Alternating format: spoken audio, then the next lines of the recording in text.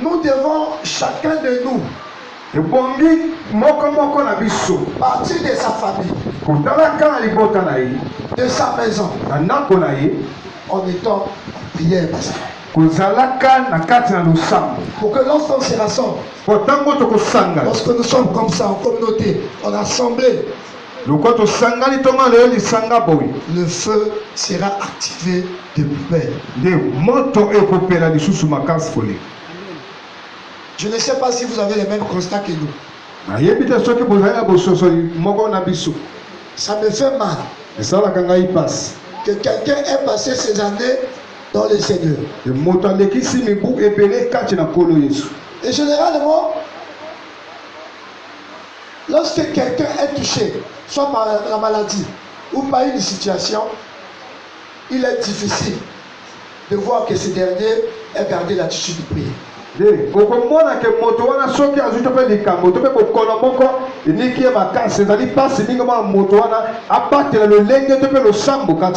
Je vais m'expliquer. Le livre d'Éphésiens nous dit, nous n'avons pas à lutter contre la chair et le sang. Nous avons à lutter contre les principautés, les dominations, les autorités, les princes de ce monde des ténèbres et les esprits méchants dans les lieux célestes. Quand Paul le dit, il est dit en connaissance de cause, sachant que même dans l'air que nous respirons, dans les milieux où nous traversons, il y a des forces, il y a des pouvoirs, et ces forces et ces pouvoirs diffèrent du pouvoir de Dieu. Et pour ne pas être ballotté de part et d'autre, ou pour que la barque ne chavire pas, en tant que des hommes qui s'approchent de Dieu, nous devons avoir en nous la nature de prière.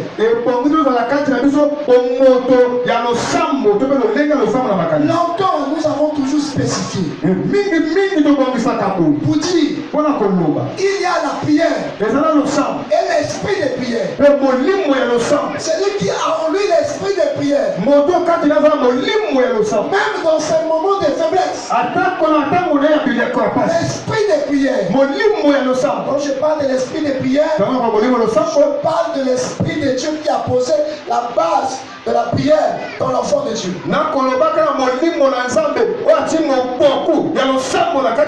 L'esprit de prière en toi va réagir. Alors que tu es fatigué dans la chair, mais l'esprit de prière te soutiendra. Que tu pries. Mais si tu es simplement en prière, quand tu t'affaiblis, tu t'affaiblis pour ce don.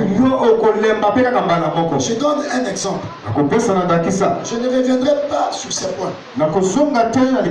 Ce que j'ai dit, c'est comme de l'instruction. Avant la mort de Jésus, la Bible nous illustre un fait. Jésus était avec ses disciples. Regardez ce qui se passe. Il leur demande de prier. Ils ont prié, n'est-ce pas? Mais ils ont été touchés par l'assouplissement du sommeil. Parce qu'ils étaient fatigués. Mais Jésus aussi était fatigué. Il se retira et pria. Il revint vers eux pour leur dire, priez, que vous ne tombez pas en tentation. Vous savez pourquoi il savait qu'il y avait la tentation? Parce qu'en Jésus il y avait l'esprit de prière. Est-ce que vous comprenez? Il pria. de nouveau. La Bible nous dit jusqu'à 3 fois. Et la Bible témoigne en disant le fait qu'il était en prière, la prière étant en lui,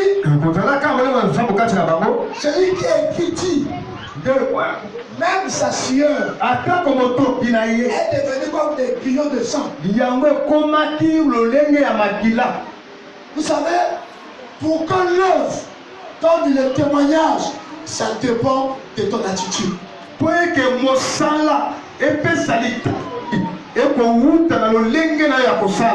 venons pas à la prière comme des simples figurants. Pasteur, alors que mon Christ, après mon Christ, on appelle ou accident, après non. Comment?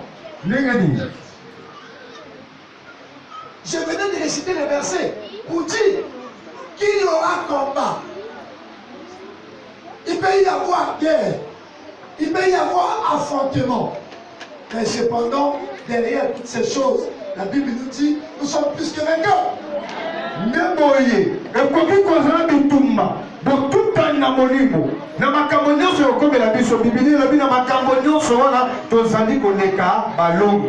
Vous savez, je vais vous faire traverser quelque chose.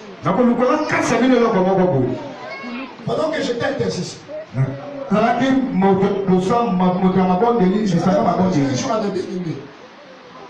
sommes là à la rue Massa.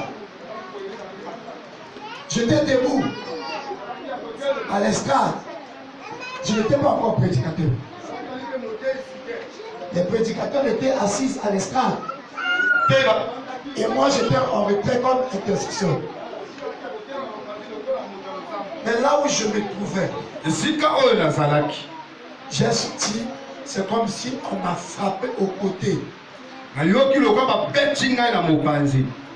Je l'ai senti. J'ai senti la douleur même dans ma chair. Là où je me tenais, la foule voyait un intercesseur. Mais le danger ne savait que moi. L'apôtre était là, assis. Les anciens étaient là. Certains m'ont dit à voulu me donner une leçon. C'est partant de ces jours-là. Je ne me suis plus jamais laissé distraire dans la prière. Je vous dis bien aimé, je sentais les besoins de chier, de vomir, de vouloir s'asseoir. Certains m'ont dormi, mais ce n'était pas l'intercesseur du prédicateur. Mais le prédicateur n'était pas encore passé.